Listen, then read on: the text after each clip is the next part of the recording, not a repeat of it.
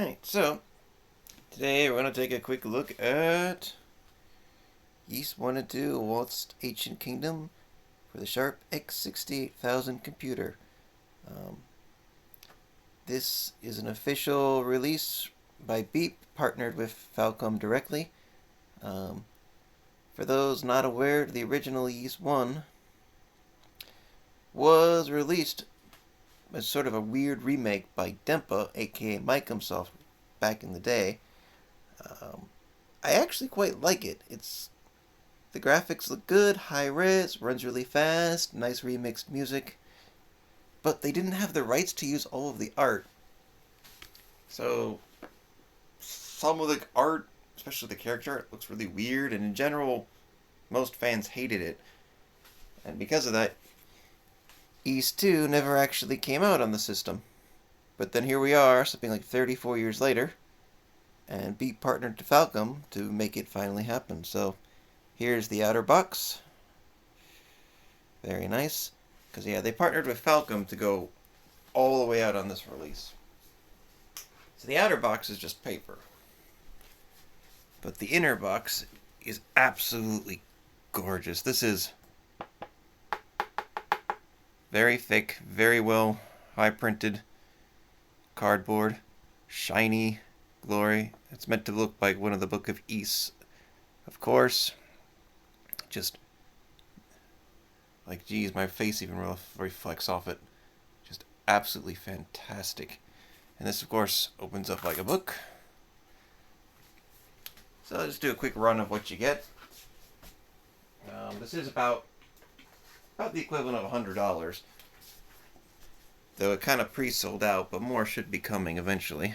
So here you have the simple linear notes from the actual Falcom staff. Just, of course, it's all in Japanese, but basically it's just some comments about the games themselves.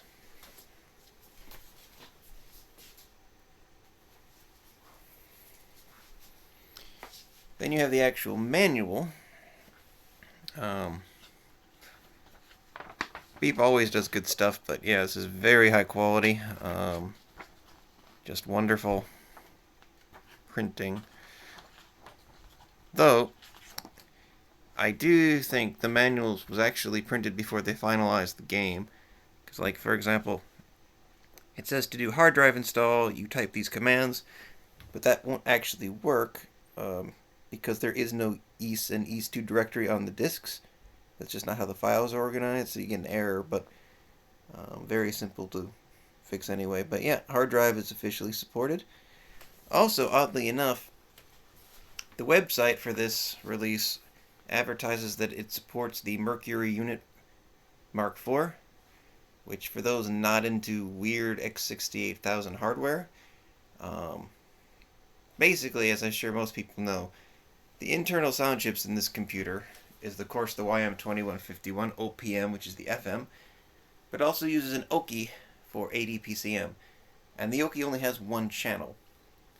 Now, there are drivers like PCM8, which allow the system to do up to 8 channels of PCM using software mixing, but that, of course, takes a toll on the CPU, so some Dojin fans a long time ago started making the Mercury unit, which is an actual hardware board which gives the system 8 hardware channels of PCM at I think like 96 kilohertz, so it's very high quality, and even has, I believe, Toslink digital output. And this game does support it. I myself do not own one of those. I don't even have a place to put it because I have MIDI and RAM in my system. So I haven't been able to test that myself, but interestingly enough, well, the website claims it supports it, and so I'm guessing it does. None of the documentation mentions it at all. Even on the discs, there is a kind of README file that tells you how to install the disc since the manual's wrong, but it doesn't mention the Mercury unit at all. But they've advertised it quite a bit, so I assume it does work. Okay. Next thing you get in the box is kind of the other manual / art book. And again, this is, you can tell Falcom took this very seriously because this is just... Alright, anyway. This, as we open it as a normal Western book, is the Ys 1 part, which you'll notice is done, left to right. And yeah, just Beautiful quality, great to hold. Just, you know, you get the backstory. The original Ys didn't even have an introduction. He just drops you right into the game. So, yeah, if you want backstory, this is it.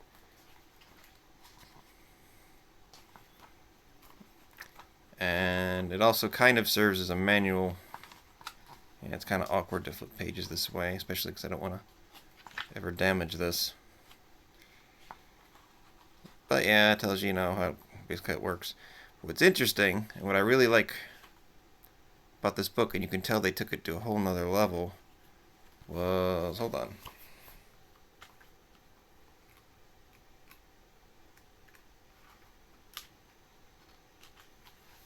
So when you get to the middle of the book, you'll notice it stops.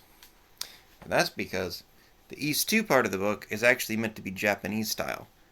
See, Ys 1 opens this way, but Ys 2, this is actually the cover. And even sticking with this, they've actually even switched, you can see here's the table of contents, to a more traditional Japanese right to left vertical. So this entire other half of the book for Ys 2 is done Japanese textile, which, like, there's no reason to do that other than just pure style. I mean, yeah. If you're a fan of the series, this is just a stunning, stunning package to get a hold of. Highly recommended. Like, really, just absolutely gorgeous. Alright, next thing in the box is, of course, the game discs themselves. This was available as actually 3.5 or 5-inch version. Of course, I went 5-inch version. And so, for example, here's your Ys disc with its own custom disc jacket. In fact, I think you end up getting more art if you got the 5-inch version, because the 3.5 version kind of uses this as the disc label, but there is no sleeve, of course, because 3.5-inch discs don't really need a sleeve. Each of the two games is on its own separate disc. So then here is Ys 2, with it's also its own kind of custom art specifically for the second game. Other than that, inside the box is a nice foam insert, and this little thing up here is one of those little silica gel things to keep it nice and to absorb the oxygen, keep it nice and dry, so the discs should last a very long time. Because if you're familiar with X68000 games, it's surprisingly common these days to get a game and get discs that have mold on them, sadly. But that should help prevent that. So yeah, they said this costs about equivalent about $100 US if you can get one, because it basically pre-sold out. It is. I would assume there will be more of them, just because. I mean, this is probably one of their hottest items in a while. But for the time being, it is sold out. But I definitely recommend it for fans of the series, fans of the X68000. Just, yeah. But I suppose that means we actually have to talk about the games themselves. So let me just zoom in here a bit. Come on. Alright, now, you might be wondering, how do you fit all the games on just 2 discs? Well, that's because these particular discs, this particular version of the game is not something particularly new.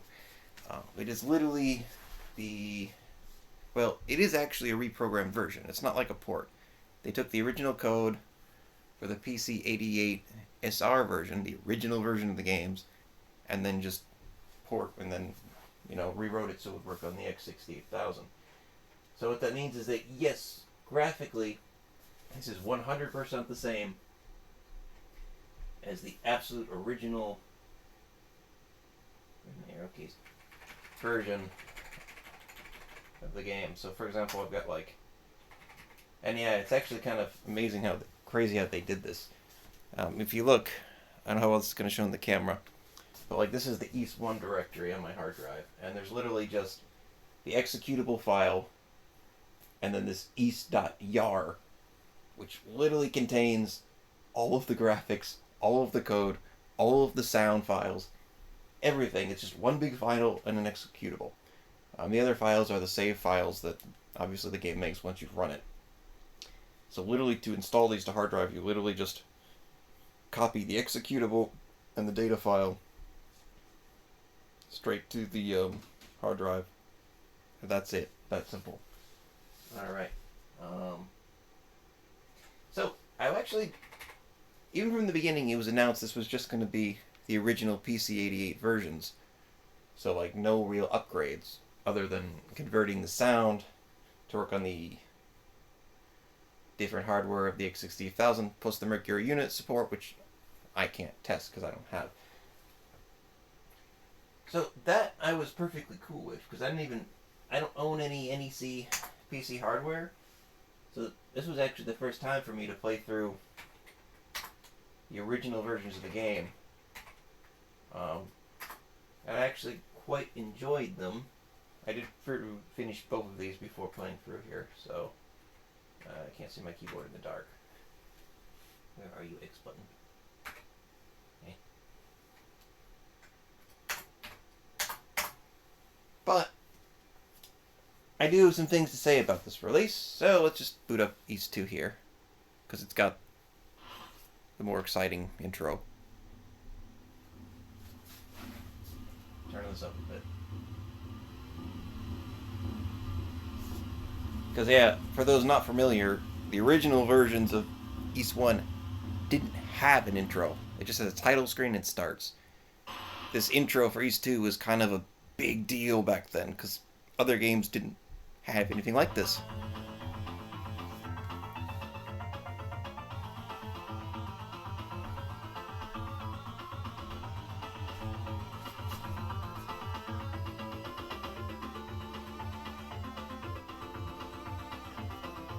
So I can't turn the volume up too late because it's late, but just let this run through.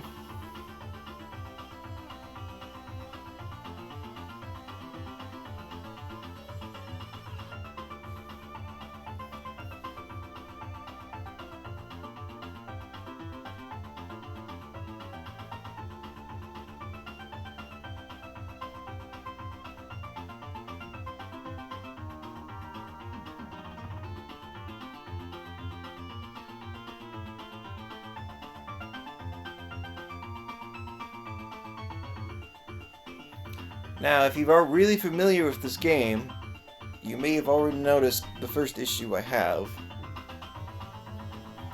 But I'll explain in a minute if you haven't.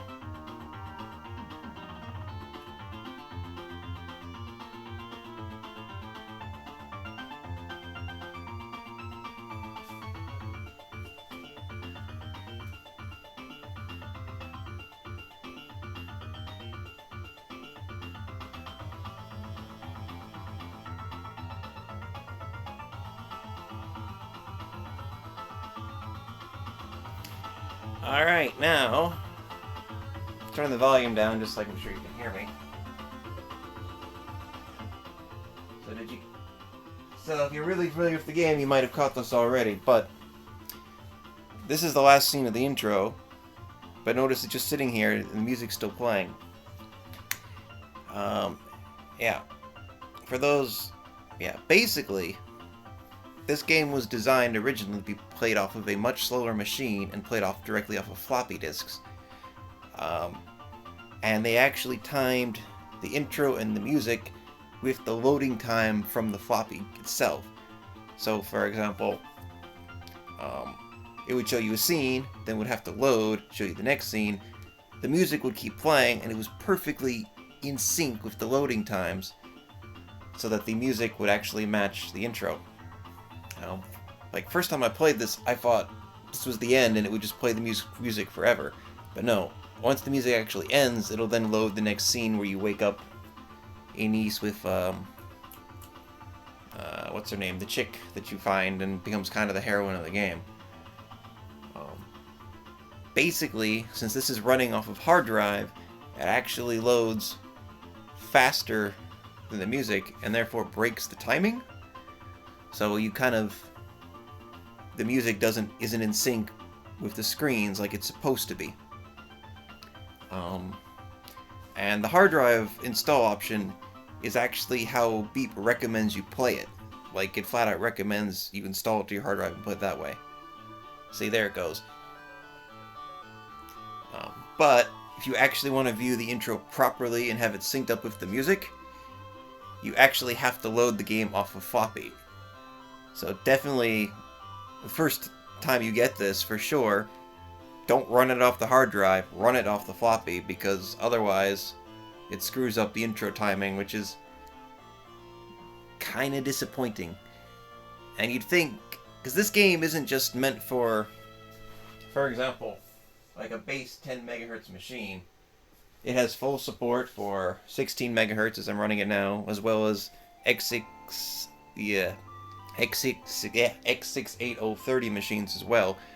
So even if you have a 68030, which is way more power than you need to run this game, the game itself will run fine.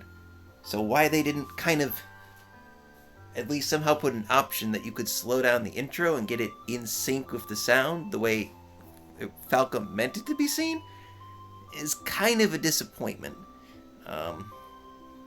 But that's what they did. But yeah, other than that,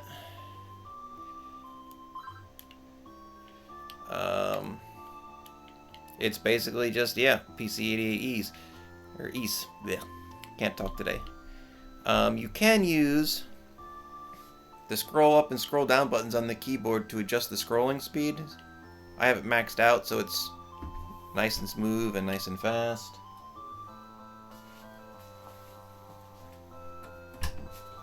Yeah, sorry, my son just popped in for a minute, but just curious to see what I'm doing. So yeah, so you can play the game nice and speedy. But other than that, it basically sticks to the original version, meaning you can only move in 4 directions, which is how the original bosses are meant to be.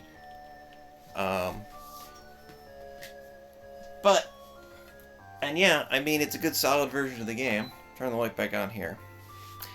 But I do still have a few issues. Now, if the light's on, for example, you can kind of see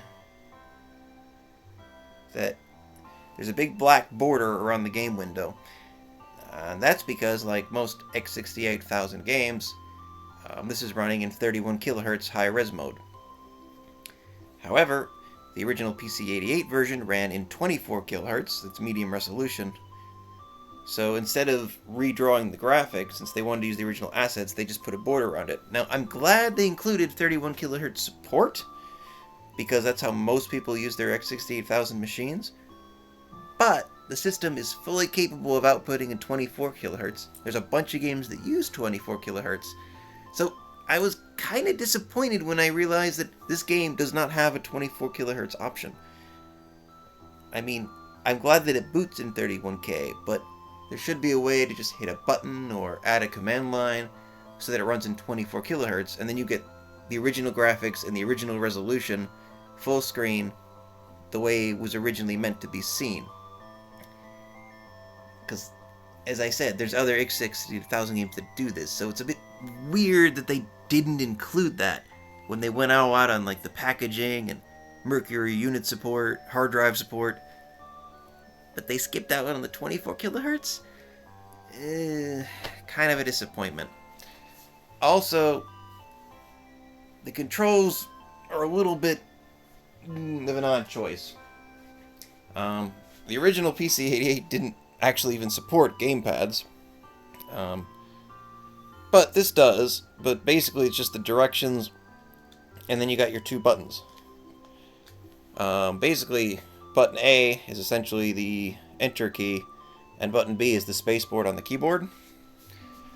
But what that means is you have to use the keyboard for basically everything else.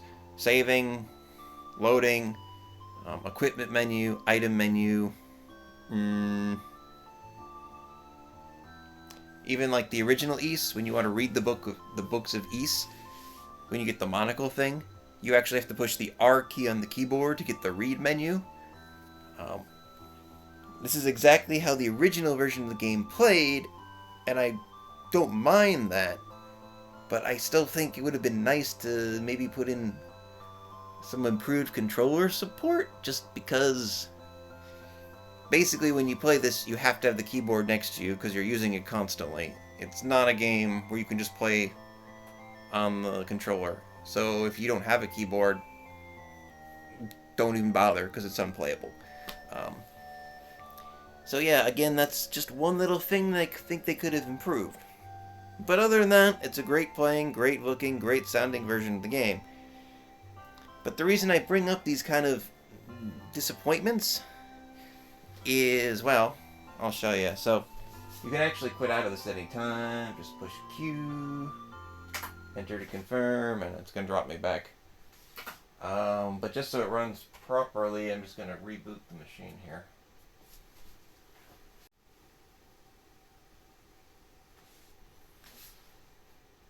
Alright. So, just to save some time, we'll start up actually the first one of the Dogen ports.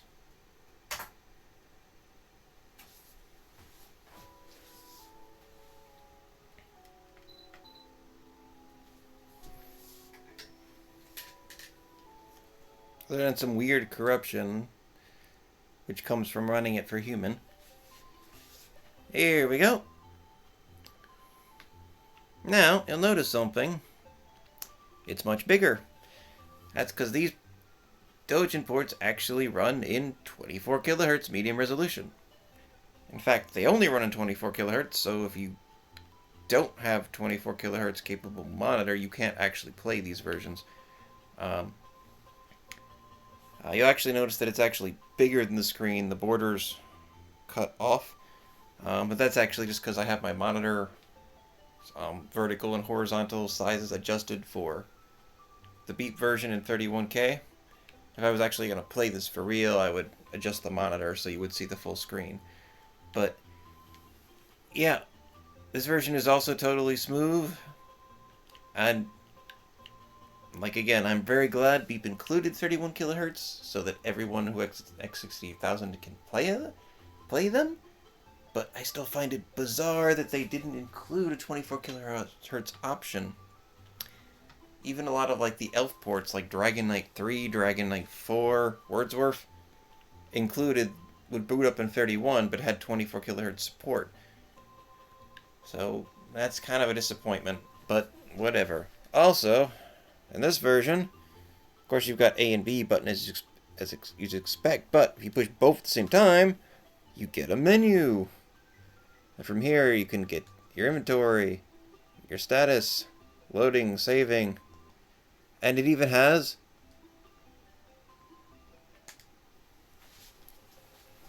a sound test.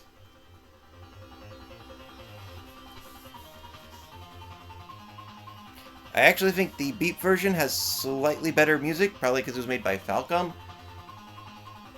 where this wasn't. But this still sounds not bad at all.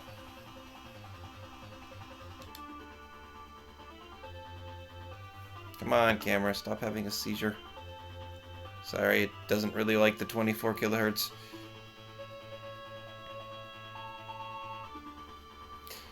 Which, actually, by the way, the camera's having a spasm, but not much I can do about it. But yeah, if I zoom out a bit. But yeah, the Beat version doesn't have a sound test at all. Doesn't matter, I mean, I've beaten both games. There's no way to play the music whatsoever. Which, again, seems like a really weird thing to leave out. Also, yeah, just having convenient controls. You can even adjust the speed here. So, this old, illegal Dojin version is actually easier to play and more convenient to play than the new official version, just because you don't have to mess with the keyboard so much. Weird choice, but so be it.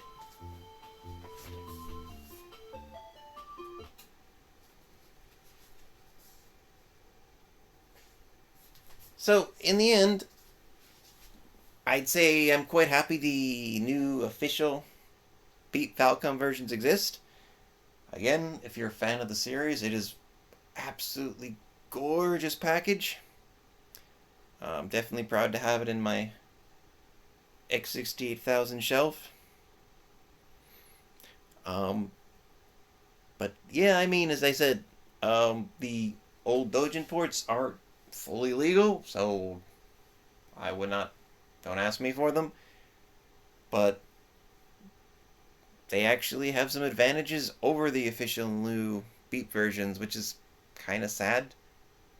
Though, for what it's worth, the Beat versions do have better music overall, I'd say. And if you're lucky enough to have a Mercury unit, they'll sound even better at 96 Hz. I don't personally have that. But, yeah. So, if it's something you're interested in, definitely watch Beep's website, because I'm pretty sure they're going to make more of them, but they're probably going to sell out pretty quickly. And, that's all for this one.